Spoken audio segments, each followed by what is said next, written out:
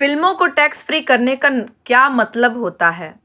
Cinema industry के boom मचाते हुए लेटेस्ट खबरों के लिए हमारे चैनल को अभी सब्सक्राइब कीजिए और वीडियोस को शेयर करते रहिए।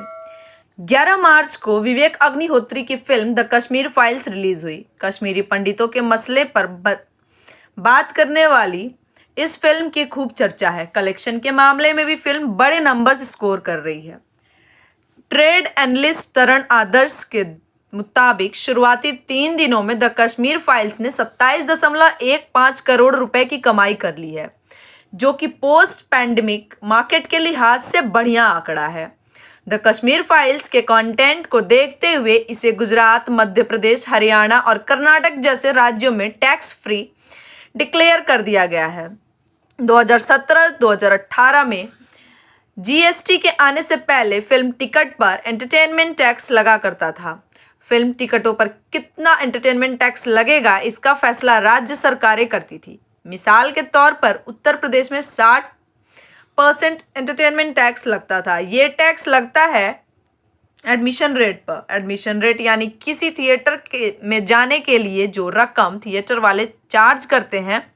मान लीजिए किसी सिनेमा घर का एडमिशन रेट है 200 रुपये, तो टैक्स के साथ यूपी में उस फिल्म का टिकट आम पब्लिक को 320 रुपये में मिलेगा।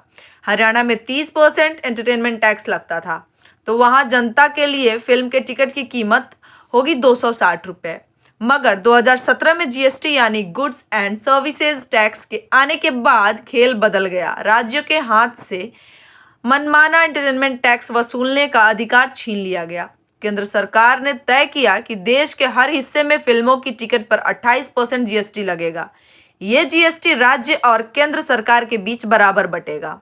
मगर फिल्म इंडस्ट्री के लोगों को लगा कि 28% टैक्स ज़्यादा है। उन्होंने सरकार से इसे कम करने की गुजारिश की। 2018 में फिल्म टिकटों पर लगने वाली जीएसटी को 2 स्लैब में तोड़ा गया। अगर किसी थिएटर के टिकट की कीमत एडमिशन रेट 100 रुपये से कम है, उनकी टिकट पर 12% जीएसटी लगेगा।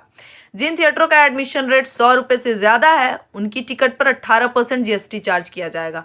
फिलहाल मार्केट में यही रेट चल रहा है।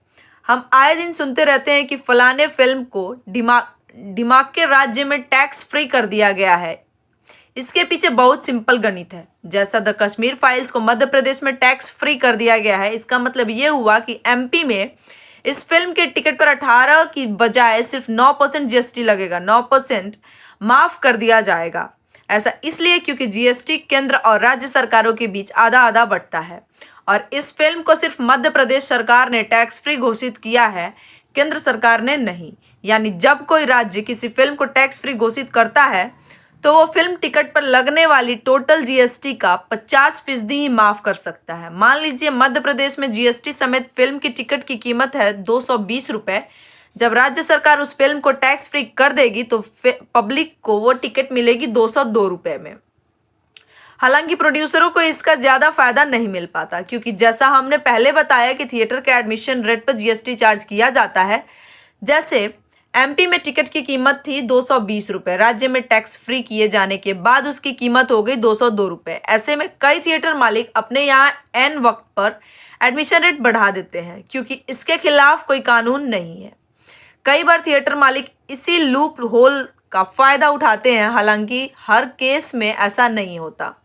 आमतौर पर उन फिल्मों को टैक्स से छूट उनके सब्जेक्ट के आधार पर दी जाती है। जैसे मोटिवेशनल फिल्में, नेशनल हीरोज़ के ऊपर बनी फिल्में, सांप्रदायिक सौहार्द यानी कम्युनल हार्मनी को प्रोमोट करने वाली फिल्में जो अच्छा मैसेज देती हो। फिल्मों को टैक्स फ्री इसलिए किया जाता है ताकि उसे ज़्यादा से ज़्यादा लोग देख सकें, और अगर टिकटों के दाम कम रहेंगे तो उस फिल्म को कम आय वाले लोग भी देख पाएंगे। ये आइडियल सिचुएशन है, मगर हम जिस दुनिया में रहते हैं वहाँ कुछ भी आइडियल नहीं है।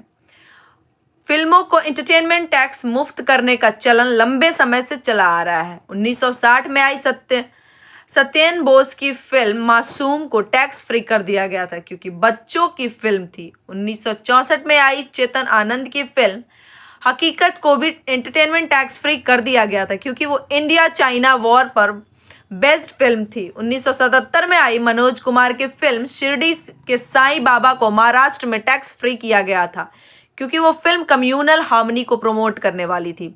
उसी तरह महमूद की कुंवारा बाप थी, जो पोलियो के टीके को प्रमोट करने वाली फिल्म थी। सुनील दत्त की दर्द का रिश्ता, जिसने कैंसर के इलाज पर फोकस किया। राज कपूर की हीना, जो भारत पाकिस्तान के संबंधों पर बात करने वाली थी। ये तो 70-80 के दशक की बात हो गई। 90 में ये टैक्स फ्री करने का सिस्टम थोड़ा सुस्त पड़ गया था, शायद इसलिए भी क्योंकि इस पीरियड में अच्छी क्वालिटी की फिल्में नहीं बन रही थी। 2000 के दशक में ये चीज़ एक बार फिर चर्चा में आई। बिजली चोरी पर बनी डॉक्यूमेंट्री कटियाबाज से लेकर आमिर खान की तारे ज़मीन पर और रंग दे बसंती को एंटरटेनमेंट टैक्स से मुफ्त किया गया।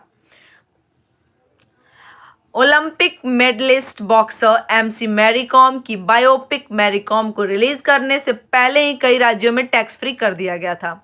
जुड़े रहिए बूम भोजपुरिया के साथ। सिनेमा इंडस्ट्री के लेटेस्ट फिल्मी खबरों के लिए हमारे चैनल को सब्सक्राइब जरूर करें, साथ में बेल आइकन को दबाना ना भूलें। #बूम भोजपुरिया।